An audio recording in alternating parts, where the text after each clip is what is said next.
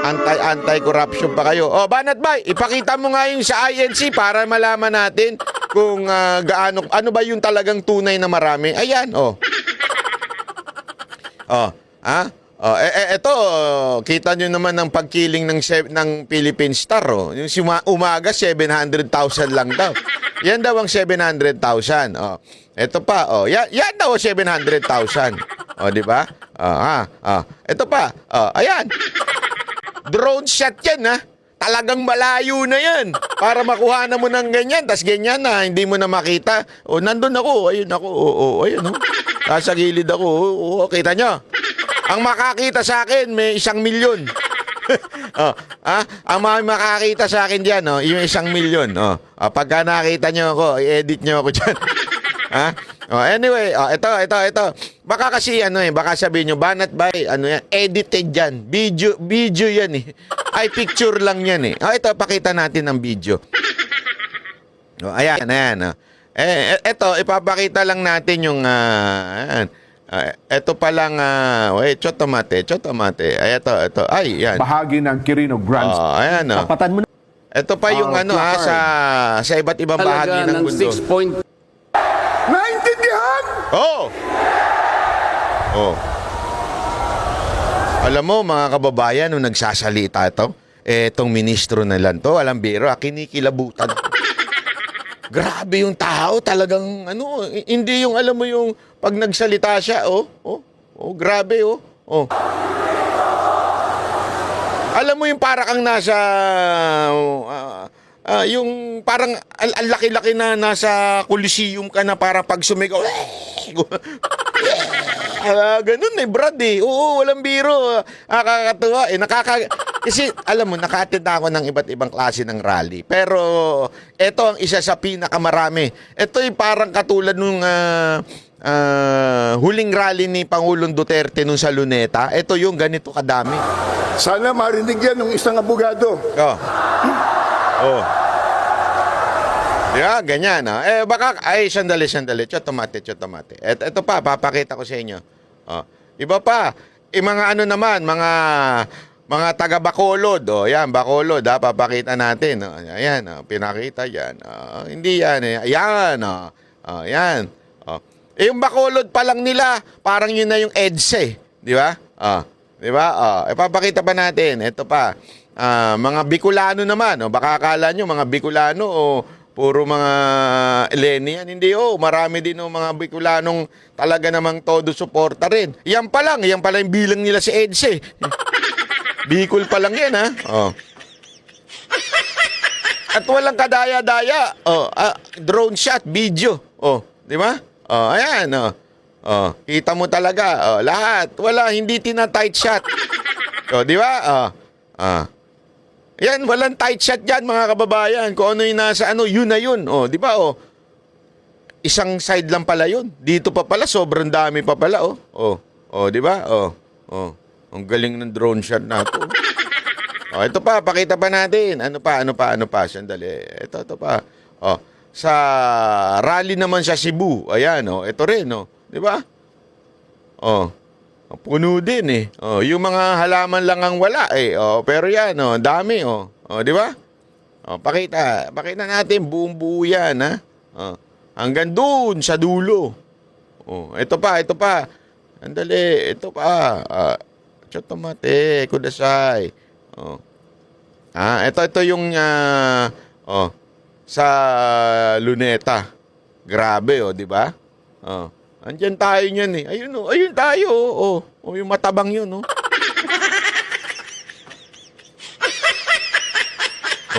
Pati pala sa Palawan. Aba. Grabe, ang mga taga Palawan, nagmarcha sa kapayapaan, Wala, nandito pa kaya yung, grabe, dami, Nationwide yan. Tapos sasabihin ninyo na ang kagustuhan ng taong bayan, i-impeach ang Pangulong Duterte. Ay, sandali, tanggalin natin audio. Ayan, yan. Isabela naman, Isabela ito, ha? Kampo ito ng mga Marcos. Mga Ilocano ito. Di ba? Ay, hindi, iba. Iligan ba yun? Nakasulat? Hindi ko alam kung saan yun. Pasensya na, hindi ako maalam sa mga kung saan-saan, eh. Ganyan eh, pinakita lang ho natin. Baka sabihin naman ninyo one-sided ka ba? Hindi ho. Bakit ba? Napaka-importanting maunawaan natin ito. Kasi marami ho dyan nagpapakalat na di ba ano sinasabi nila? Majority. May pa-survey pa sila. Majority. Gustong impeach si BP Sara Duterte. Doon nga sa EDSA, nagbayad na kayo eh. Doon nga sa EDSA, naghakot na kayo eh.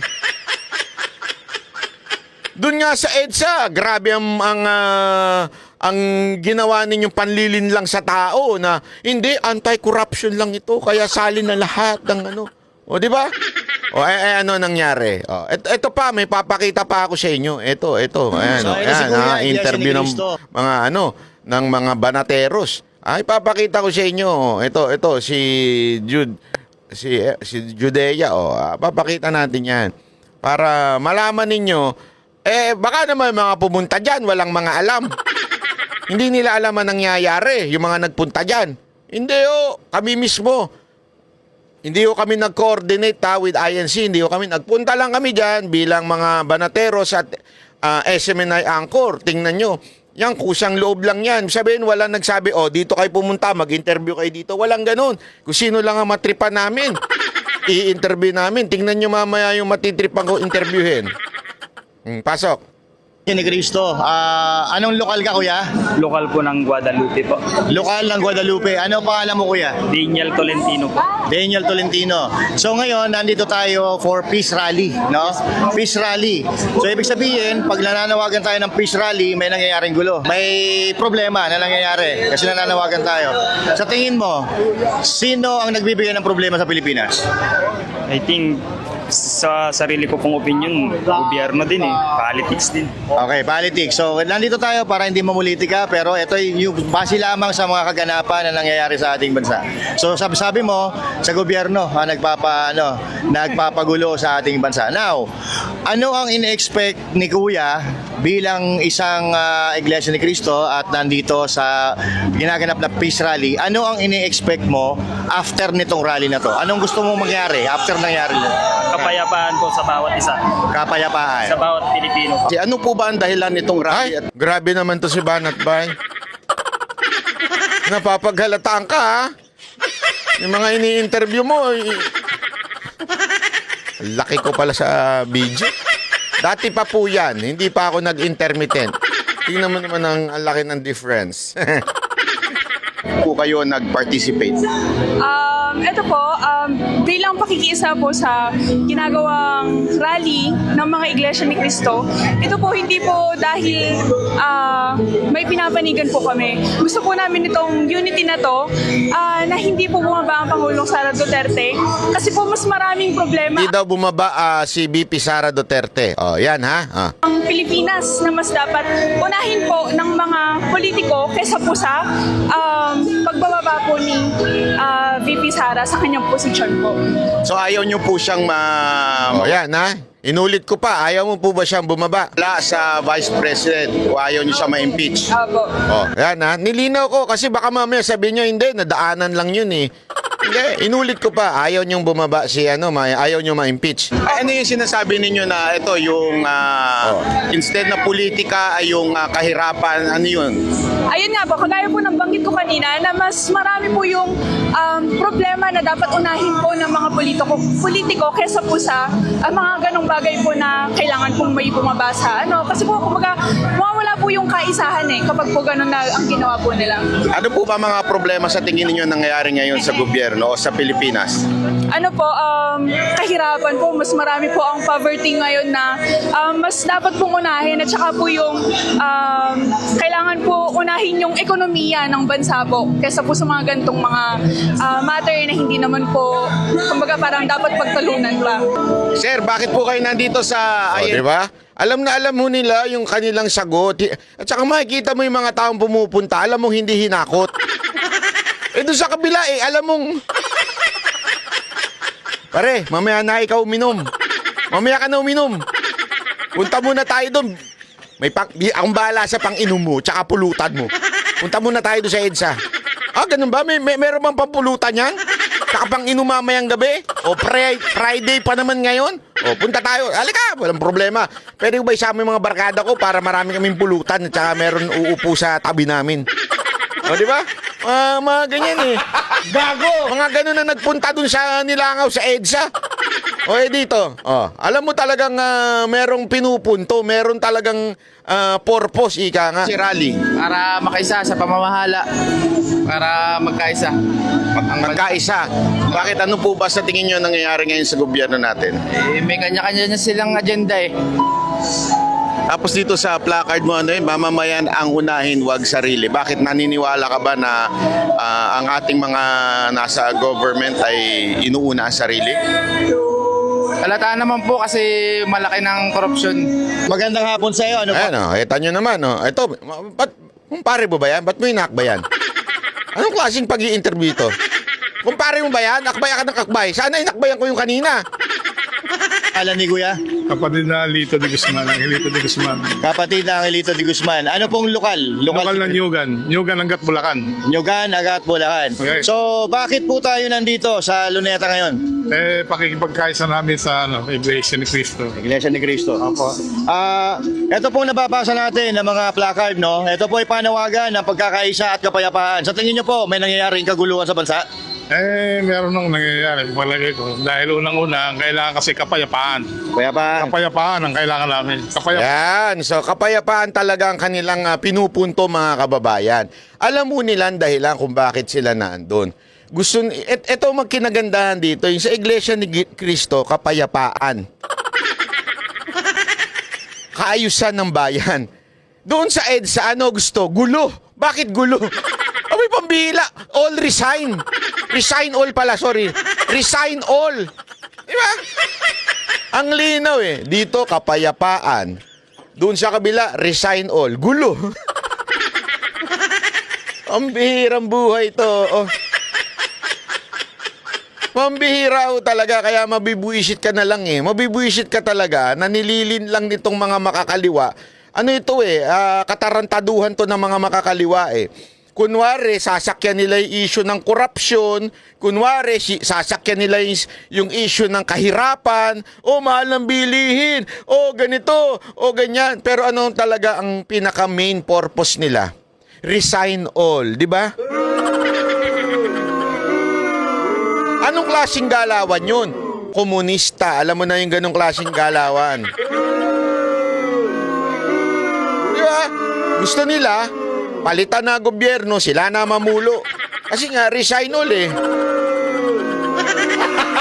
Gago! No wonder, kasi yan naman talaga ang pinangaral nung kanilang nagtatagong boss doon sa ibang bansa eh. 'Di ba? Sa Netherlands. Tama, nasa Netherlands. Oo nga. Yung kanilang boss, ganyan ang pinapangaral niyan eh. 'Di ba?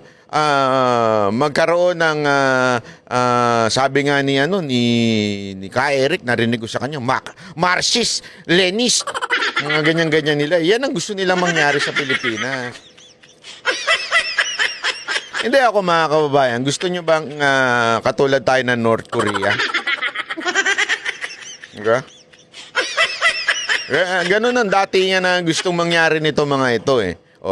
Kaya nga, dito makikita mo na tinatarantado tayo. Bakit? Iba purpose eh. Hindi naman yung corruption eh. Maintindihan ko pa kasi. Maintindihan ko kung talagang kayo ay for corruption. I understand. Bakit? There is really this is the worst and the most corrupt government. Maintindihan ko. Pero yung haluan yun, resign all, haluan yun ng kung ano-ano. Bakit hindi ninyo kaya, yung mga organizer, lalo ka na yung former official na nandyan, bakit di nyo kayang mag-organize ng talagang anti-corruption lang? Anti-corruption, walang taong pinababagsak. Kung gusto man yung talagang korupsyon, alam naman natin eh. Ang punot dulo nito supposedly budget eh. 'Di ba? Same people na nag-organisa niyan, yung nagrarally dyan, yung isang ngiwi dyan, yung isang mga politiko na nandyan, same people na pumirma ng blanco. Anong katarantaduhan yun? Nag-ingay ba kayo? Hindi, ito, tanungin ko kayo, kay mga putang ina ninyong mga makakaliwa dyang kongresista.